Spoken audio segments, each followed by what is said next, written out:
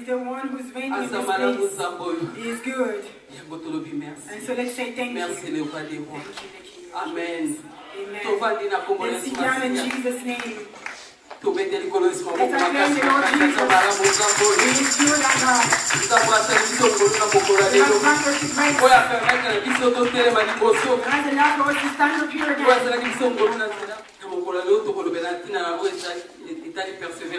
Today we'll speak of perseverance. How do we persevere? What must I do in order to keep on persevering? We will start by explaining what is perseverance. In an easy way, perseverance means to keep on going, to keep on attaching yourself, tighter to something until you will have its result, until you will have your heart's desire.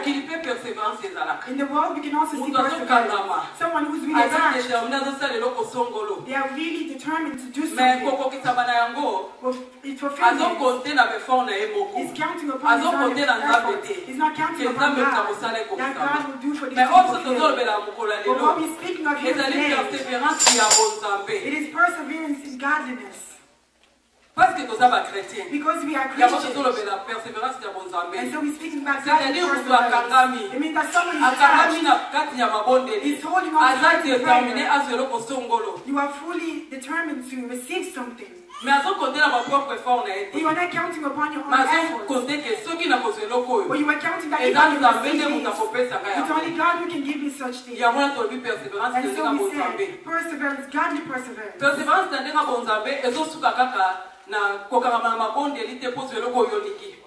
Godly perseverance is just staying in prayer to get what you need. But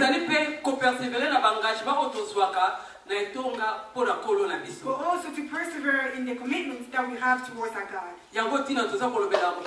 And so this is what we are speaking of today. Perseverance in our prayer lives, in the commitments that we have towards our God. You committed to God that you, in the assembly, you will do something. Maybe I will be buying fuel. Or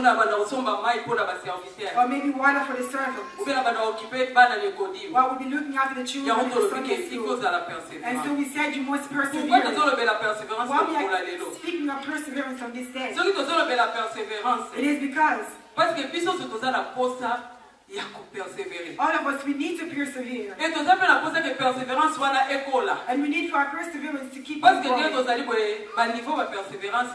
Because the way we are here, we have different levels of perseverance. From one person to the other. We are all different. Someone is really determined, a determined person. When they are really going in prayer, they can spend like 6 months. They are really attached in prayer. And other people, it is just a bit weak. For a moment they are really strong, and then for a moment they let go. And for other people it doesn't exist. They don't even try it out. And so that's why we speak of perseverance. Amen. Amen. Let's take our Bibles and look at 5 to 13. If the evangelist could please read Luke chapter 11, verses 5 to 13. Il est dit encore, si l'un de vous a un ami et qu'il aille le trouver au milieu de la nuit pour lui dire, ami, prête-moi 3 pains, car un de mes amis est arrivé du voyage chez moi et je n'ai rien à lui offrir. Et si de l'intérieur de sa maison, cet ami lui répond, ne m'importune pas, la porte est déjà fermée. Mes enfants et moi sommes au lit. Je ne puis me lever pour te donner le pain. Je vous l'ai dit, même s'il ne se levait pas pour lui donner parce que son ami, il se lèverait à cause de son opportunité et lui donnerait tout ce dont il a besoin. Et moi, je vous dis, demandez et l'on vous donnera. Cherchez et vous trouverez. Frappez et l'on vous ouvrira. Car quiconque demande reçoit. Celui qui cherche trouve et l'on ouvre à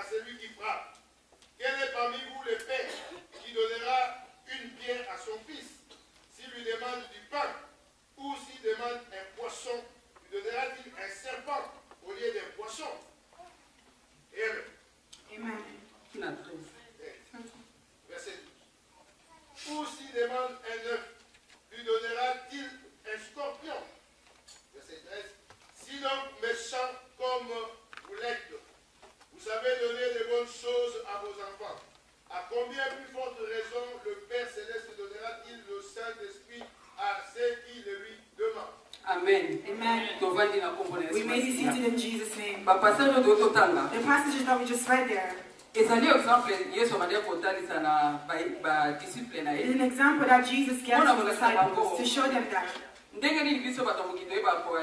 how we people react and that the way that we work. This concerns you and I today also, because we are also called disciples. He said to them, it was an example that he gave to them. He says, if one among you here, you received a visitor, and you go to your friend, someone that you call your friend, to go and ask them for bread. We can say today, bread is, they said bread, or we can say maybe semolina, so it's food. That you go to a friend, because he doesn't have that. And so you go to a friend for the friend to give in order to serve the visitor. And the friend that the way that is in the house does not even come out of the house. From inside of the house he answers that do not bother me, because me and my family are sleeping. I cannot stand up to come and give you bread. And Jesus said he will stand up anyway and he will go and give you bread. But he will not give him because he is friend, but because he has bothered him. If Jesus was showing us this example, it is to show us the difference that we have. By helping a friend, giving them something in the ways in comparison to how he is. And so he shows us this to know how to help. How do we act? I can give an example. Sometimes that you have that something, but to give it to that friend, you will make them come and go. Just because you are tired, because you are busy maybe, because he came to ask you in a moment where for you it's too late, and you cannot come at this time, or I'm already asleep at this time. And so Jesus is showing us this, how we human act. Because sometimes you let the person come and go in order to give them that something that you have already. If he showed us this example, it is to show us that as his children, we are called the children of God, asking from him. It is not for us to if someone thinks that they are bothering them, maybe you come at night time, or maybe you come when he's busy. Someone else in the world but when we come to God to ask him, it is not a specific moment that we should go and ask him. Just come and ask me in the morning, or no in the evenings, or just at night, no in the morning, or no Mondays, or no Tuesdays. To show us that when it comes to him, we are called his children. There is no time. Whenever that you will need to ask him for something, and you may ask, do not look at the time. Do not look at where you are. For you to be in the office, for you to be in the shop, for you to be in the shop. When you feel that you need God, that I need something from God, and so ask for it. To show us the passage to show us that he is available at all times in order to answer to our needs. He is ready to answer to our needs whatever time he may need. He's not asking for whatever time. Amen. But sometimes. Psalm 71. Psalm 121. Verses 3 to 4. And here's what he says to us. That I'm the one who keeps you. I do not sleep. I do not slumber. I do not get tired. Or do not ask me now because I'm tired. That I'm busy at the moment. There is no such thing. It's as if the person says that he doesn't get tired. And so we give him rest. When you will ask him for something, he says, now I'm tired and let go. It's as if you would give him rest. Like the prophet Isaiah. He advised us. The Israelites in spirit in Isaiah 62, 67, he recommends to us. Let's not rest. And do not give God any time either. Let's keep on bothering him until he will give us our answer. Until he will restore us. And so what he said, let's keep on asking. And it will be given to us. Let's seek him and we shall see him. Let's knock at the door and it shall be open to us. And so he added, the one who asks, he receives. The one who searches for him, he sees it. And he opens up to the one who is knocking. And so they ask him which we are speaking of here. It is not as if like, no, I'm just asking. No. It is a recommendation. He's asking us to ask him. And when we are asking, we must know that the fulfillment of that, it depends on God. Because he is God. He does whatever he does in his time. In the manners that he wants to do. The one is asking us for us to ask. He's the master of time and season. He's in control of time and season. And what he's asking us to do is ask. Let's keep on persisting asking. If we persevere in asking him, in prayer, well that he does in his own manner, he gives him his time. But the fact that we are persistent, we will allow for him to give us what we need quicker. We are saying maybe. Maybe. Because all things depend on him. Because he does whatever he wants to do. Amen. Amen. Even in Colossians 4, verse 2, we will not read it. The Bible is recommending us to persevere in prayer. And the Bible even says with thanksgiving, we are not going to thanksgiving. We are just in that perseverance. How can we persevere in prayer? The question may be, how can I persevere? Because he told me to ask. He says the fulfillment depends on him alone. But he's asking me also to persevere. But the way I see myself, maybe I see that I'm persevering, I'm going on. But how can I keep going even more? Amen. Amen. When we try to find out how can we persevere, we're trying to find out what can I do in order for my perseverance to grow. Before looking at what you can do, I'm also ready retain something. That what I'm looking for, my desire, the answer can only be found in God. And the second thing I must know and to remember that this God is not tired in anything. And the third thing is, I must know that in God not able to be so easy, even it can take time as well. I must have these three things in my head before I enter to find out how much I persevere. Because if you know that God will answer you, why must you go and persist in prayer? If you know that you get tired, some things are overwhelming to you, why must you go and try to persevere? Because you know that He's a weak God. If you know that, you will not be able to wait. It will take a lot of time. You will not go to different stages to find out how in order to persevere. So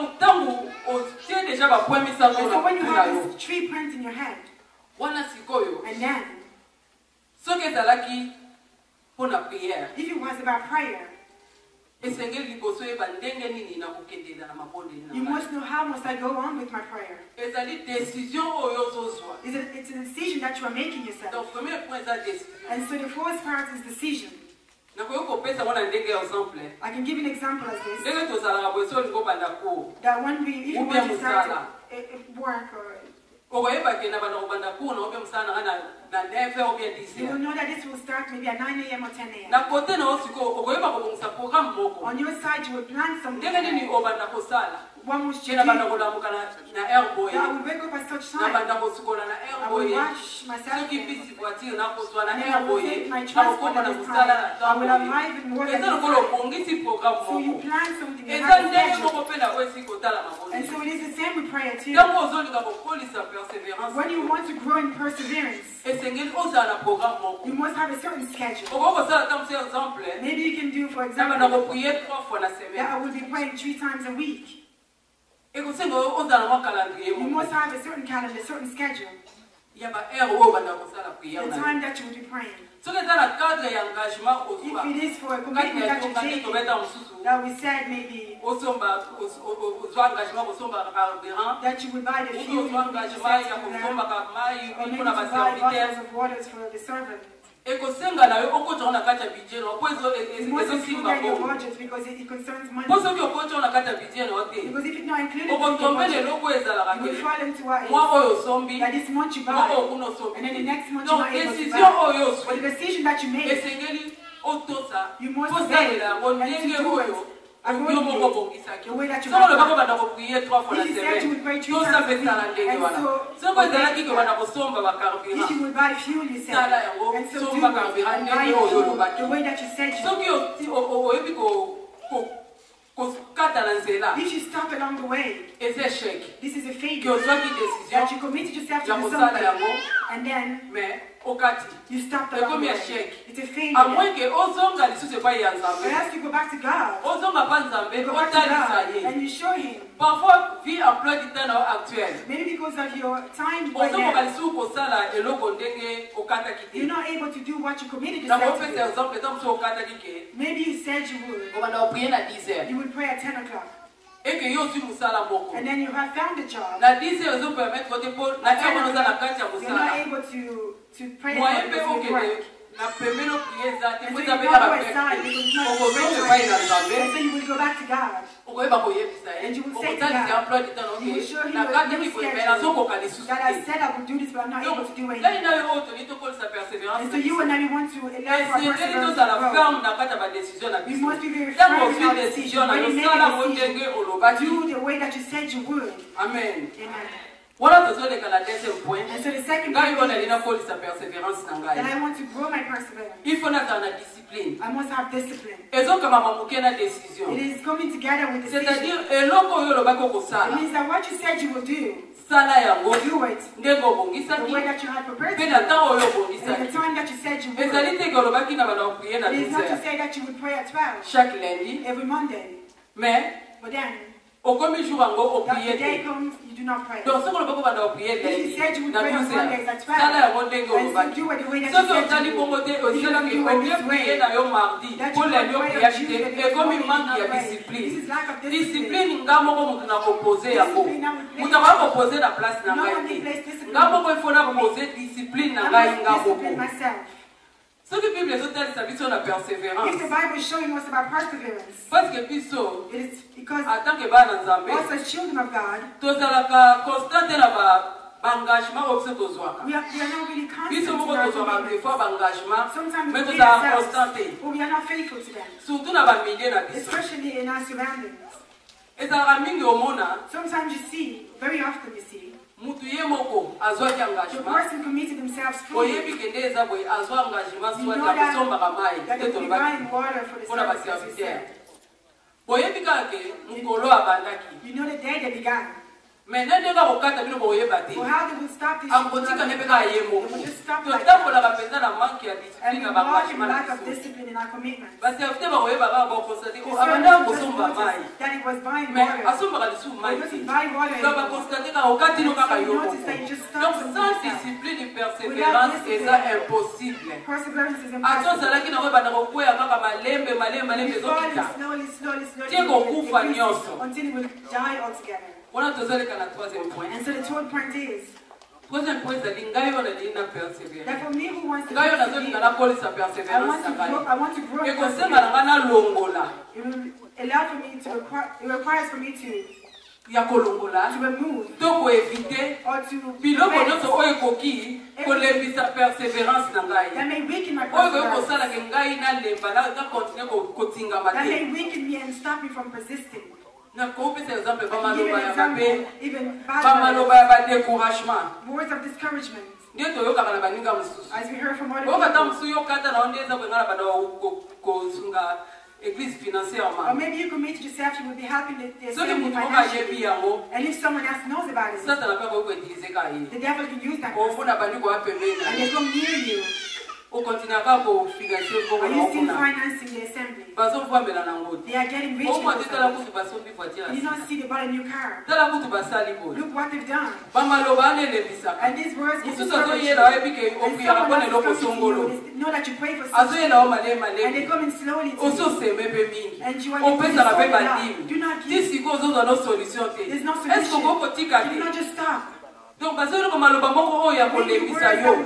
Kesi ekomi trop That tard. it's too late for you. Ngai na yo ona lingi na kolisa That you persévérance and na I ngai. want to grow in our perseverance. Ekosenga na ngai. Will allow for us Soki maloba ya bongo that ezoya. when these words are coming towards us, Nalongola yango. for me to remove it, Na éviter to avoid myself, to prevent myself, koyebisaka eloko na ngai nazosala mpona nzambe epai ya moto. to tell him what I'm doing for God. Soko to oyebi ke someone else. ozokutana na makambo ya bongo. You should know that Po you are facing aforce such ya things. koyokaka moto wana mingi. Because in fact that you're listening okoyeba to kaka these kokwesa things, persévérance no un jour otiki na yo mpe Perseverance mpo will maloba happen. azoloba no chaque fois okoki kolembisa mpe the yo. more you listen to these words, Donc the yango more motu you'll alingi grow. kokolisa And so if you want to grow persévérance in il faut perseverance, akanga matoi na you nyonso must oyo block bakoki your ears koyela from ye everything that may be brought to you. ye atala kaka objectif For na you to ye look at the ngai objective. soki nazoseme That if kasi I'm oyo nasalaka sowing, boye and if I'm doing nayebi something, eza mpona I know that boye it's because akangi of matoi this. naye na oyo And nyonso you bakoki block koloba your nde na ears from pembeni everything else donc that you say azotala kaka aside. objectif You na are looking ye at the objective. eloko oyo alingi What you eloko want. oyo azozela pa What ya you are nzambe waiting for. akangi And matoi so na you ye block your ears from Quatrième everything point. else. And the fourth point is,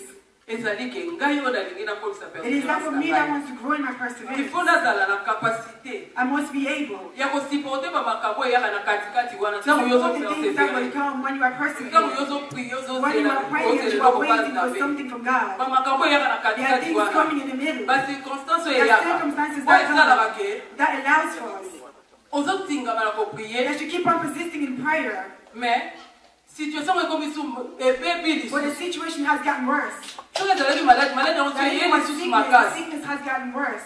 na mopanzi mpe kuna On the bazotyola side yo as well, people are mocking you. bao bayebi situation na People that know bazotyola your yo situation, they make fun of you. bazoseka yo They are laughing at soki oza you. makasi to If you are not kokweya strong enough, you will fall. soki oza makasi If to you are not kokweya strong mpe enough, tokotika you will fall. kopersevere You will stop. yango il faut kosengaka makasi And so ntango you ozoma must ask for nzambe strength from God. nzambe apesa yo makasi For God to strengthen you. na lisungi ya molimo mosantu Through the help of the Holy ozala Spirit. capable For you to become able. ozala capable ya kosurmonte oyo nyonso yaka na katikati Whatever that will come in the wana way. réalité bandakola soka eloko Because the reality will show you else. e bandakola so le contraire ya oyo It will show ozozela you the contrary to why you're waiting for. amen Amen. cinquième point The fifth point is, ngai oyo nazolinga nakolisa persévérance na I ngai want to grow in my perseverance. esengeli na ngai nazala na patience na kondima I must have patience and faith. sans patience Without patience, c'est impossible pour yo persévérer it is impossible for you po to ndenge keep on toza koloba persevering. na ebandeli As we said at the beginning, nzambe asalaka na ndenge na ye na temps na ye that God does whatever He wants tolobaki in ke His own kokozwa time. mpe temps We said it could take time. soki yo oza na patience te oza If you motema have no moto patience, you're always in a hurry. kaka ndenge yo osengaki wana Just priere the na way yo that you ask in your kaka prayer, ndenge ozwaki the engagement way that wana you committed olinga yourself, mbala you moko want for things to be ici là done déjà straight away. nzambe ayeba For korépondre God to answer you. soki oza motema moto If you are always in a hurry like eza that, pasi it is very hard. mpo kosuka na nzela Because you will end up on the esengeli way. ifo ozala motema ya kokita You must be really down. ozela You must wait na motema ya kokita with patience. amen Amen. Our God, you cannot place time on him because he is the master of time. Do not give time to him and say, the way I've done this now. Then 2 days or 3 days time I must see this. No, you cannot. Time God. Be patient. Have faith. Have faith. Because without faith, it is useless. It is useless. Amen. Amen. Chaque fois, all the time, I must ask God, that in my prayer, God strengthen my faith. God strengthen my faith. Because without faith, it is very difficult for you to keep on persevering.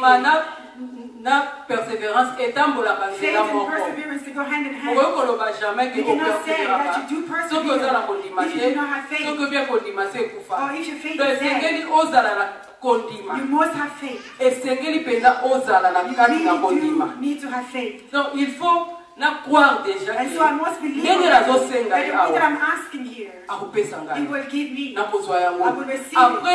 And then, you begin not persisting in prayer. So if you know that you will not give you as you said earlier, what will you keep on resisting? The way that we are in the world, especially in Africa, it happened a lot. You can have a family. You know that person when you go to Africa, you can keep on going. Does not share. And so what will you contact that person? What will you go and ask that person? And so it's the same as well. We must believe first of all. We must believe that I will receive this. And then you keep on persevering. When we have this faith, faith is in the word of God. Because the word of God is the truth. And this is where we enter into our 6th point. The person who wants to allow for the perseverance, you must love the word of God. You must meditate upon it. You must hear this word also. The word of God. It is a great support for you and I who want to grow that perseverance. It's a great support because when you wanted to give up, you wanted to lose hope. When you meditate upon a passage, or you hear certain preaching, it will strengthen you, and you will continue on persevering. And so you and I, we want to grow in our perseverance. We must love the word of God. We must trust in the word of God, because it is the word of God. The word is so important. It is important for you and I in order to grow our perseverance. It is important, essential. Because it sustains our faith. Everything that we receive is the word. Will allow our perseverance to keep on going stronger and stronger. When we just place all the points that we just made, when we place them in practice, quel que soit le niveau de persévérance sur les alaki, you will see slowly, it will start to increase. Bible dans Hébreux 10, 36. In Hebrews 10:36, the Bible says, let's read in Jesus' name. Hébreux 10, 36. Hebrews 10:36. Read in Jesus' name. Car vous avez besoin de persévérance, afin qu'après avoir accompli la volonté de Dieu, vous obteniez ce qui vous est promis. So do not throw away this confidence, trust in the Lord. Remember the great reward He brings to you. Patience endurance is what you will need so that you will continue on to do God's will. Amen. Amen. As Hebrew just said to us, we need perseverance in order to obtain what God has promised us. Sometimes we think just to do something and that you persist straight away. It is to do again. Continuer lisusu. Keep on going. Yango nde kosala ke tozwa eloko nzambe akopromettre mpona biso. Il faut na continuer lisusu na kati na persévérance. Na Bible toyebi lisolo ya juge unique na Luc 18 1:8 tokotanga na biso te. Mwasi oyo abandaki kokende ozungisa juge unique. This woman that was going to border the church. Akendaki mbala moko te. She did not go just once. Donc abandaki kokende. She kept on going. Ake lisusu. She went again. Abandaki kokontinue. Ezalaki une répétition. It was a repetition. Bien que epai ya juge wana ezalaki lokwa motungisi. Yes, to the judge that she was born. Mais persévérance ya mwasi oyo eyebaki kofuta ye na suka ayebaki kozwa eloko oyo abandaki koluka epai ya juge yango yesu masiya azoloba na biso soki kutu juge wana moto akutema mabe moto mabe na motungisi ya mwasi oyo ayebi kopesa ye ebongo ye oyo atonda bolamu akoki kosala eloko ya malamu te mpo na biso donc aza komituna ndenge totalaki na atalisaki biso ndenge atalisaki biso soki kutu biso bapapa ya mokili toyebi kopesa biloko ya malamu ese yako kopesa biso teko ya malamu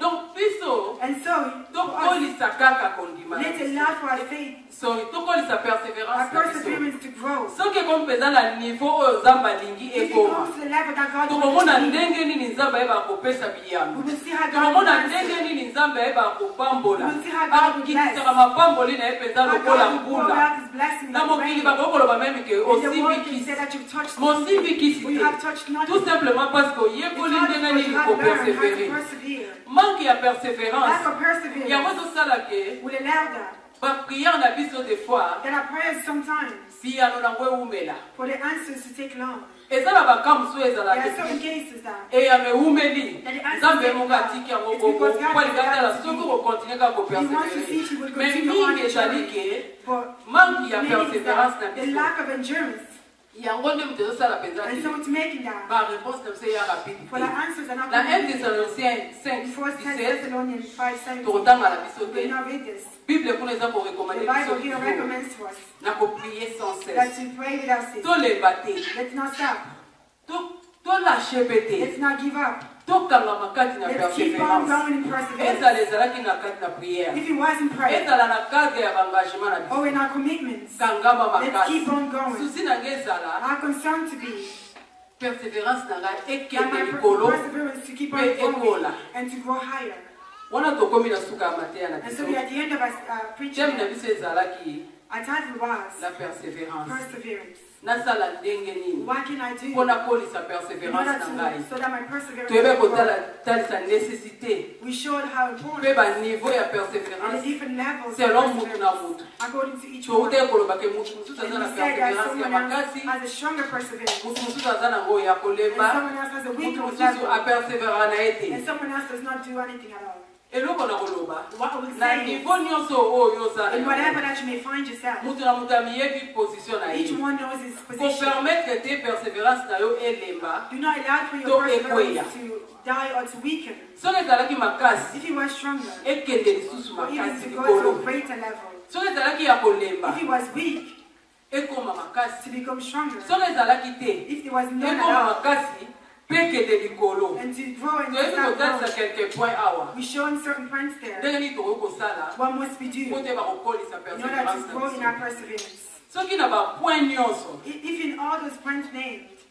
osimbi nyonso te ubi osimbi ndambo me nakosenga kaka tosimba eloko moko oyo eza kapitale kolinga liloba ya nzambe eza mpenza kapitale eza na centre ya nyonso po yozwa décision po otambola na kati ya discipline ozala na patience to kolima ekosenga yo toujours liloba ya nzambe liloba ya nzambe nde moto ekopesa o makasi wana ya kosala eloko wana yango nde ezobaki totangama liloba wana tokangama na yango toyokaka yango mpe totya na misala nzambe akopambola biso tokumisi nzambe na kombo na Yesu Masihi amen tobeteli ye bango